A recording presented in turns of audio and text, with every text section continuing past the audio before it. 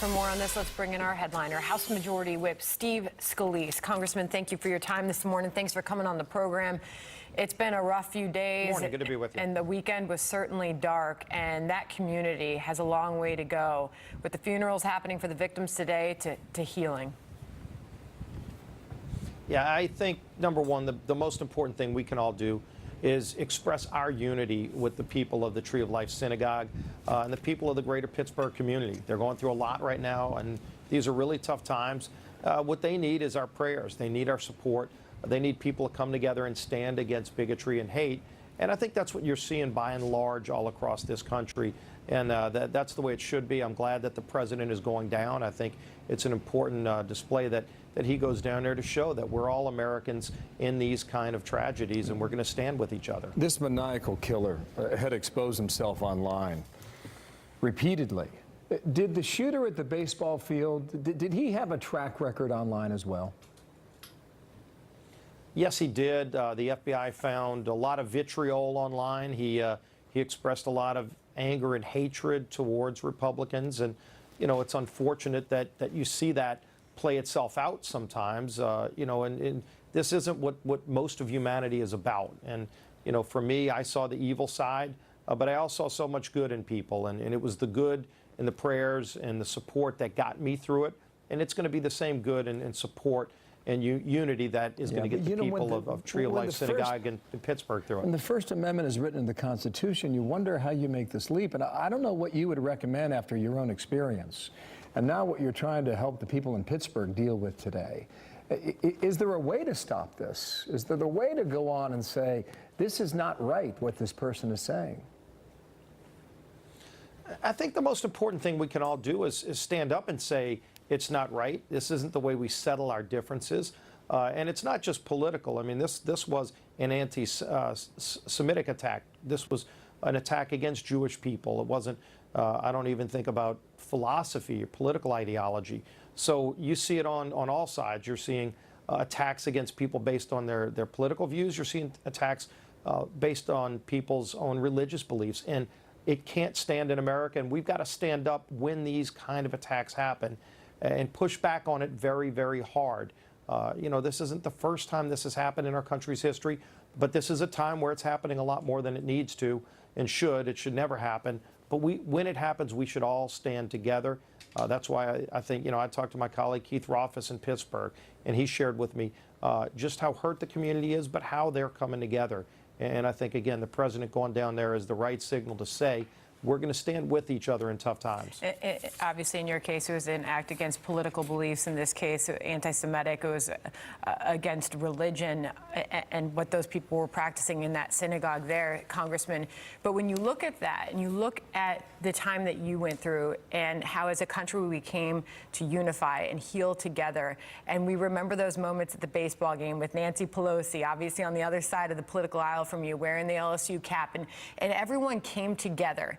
And Trey Gowdy, your colleague in the House, is making the point that in the wake of tragedy, we no longer see that last longer than a half an hour. Here he is talking about it.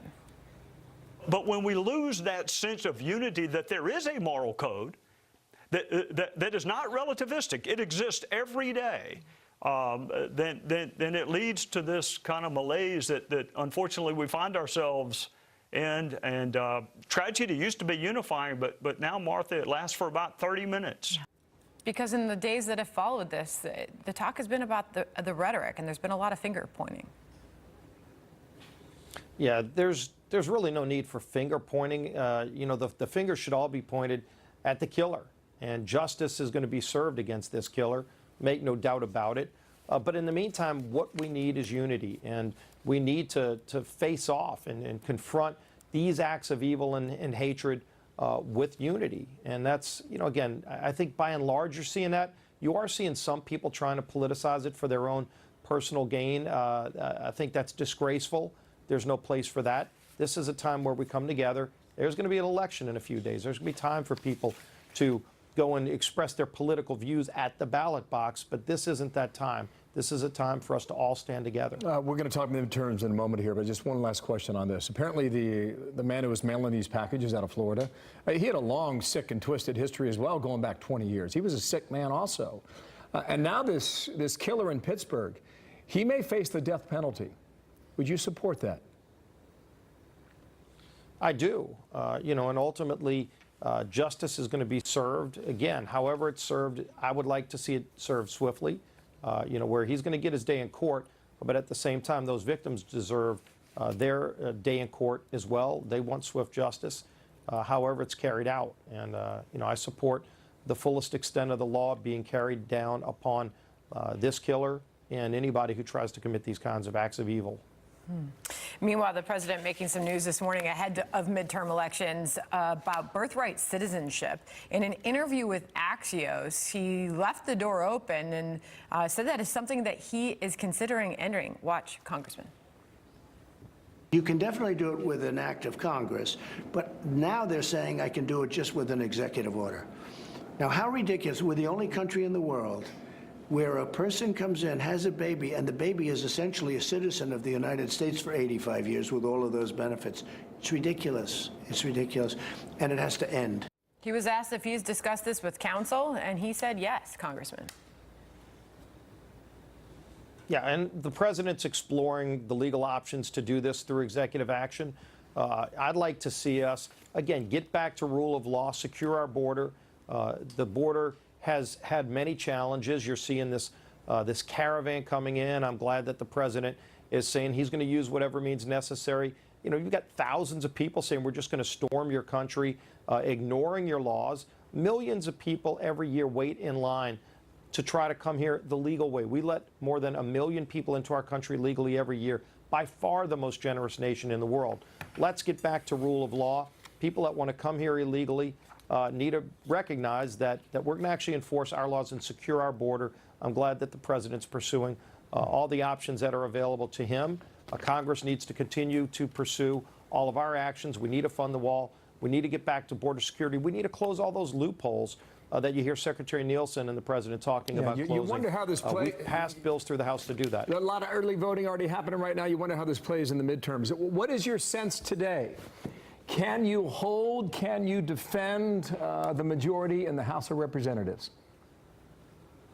I think we do hold the House. Clearly, there are a lot of seats that are toss-up seats. You know, there are going to be at least a dozen seats the night of the election that are going to come down to the wire. And that's going to help to determine who's going to be in control of the majority.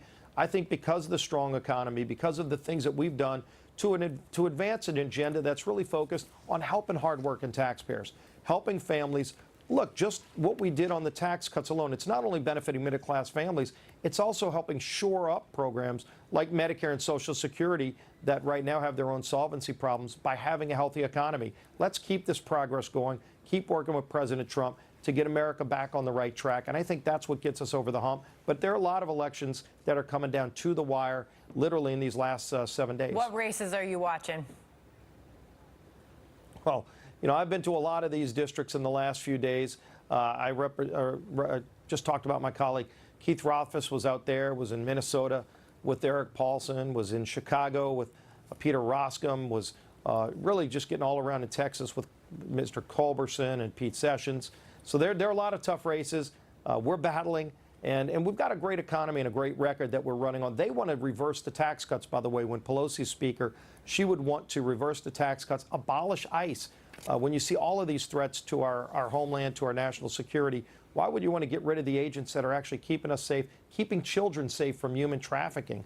We've solved and really confronted the opioid crisis with real good bipartisan legislation. That's an agenda of success for hardworking families. We want to keep building on it. Let's see what happens. Thank you, sir, for your time. Really appreciate it. Steve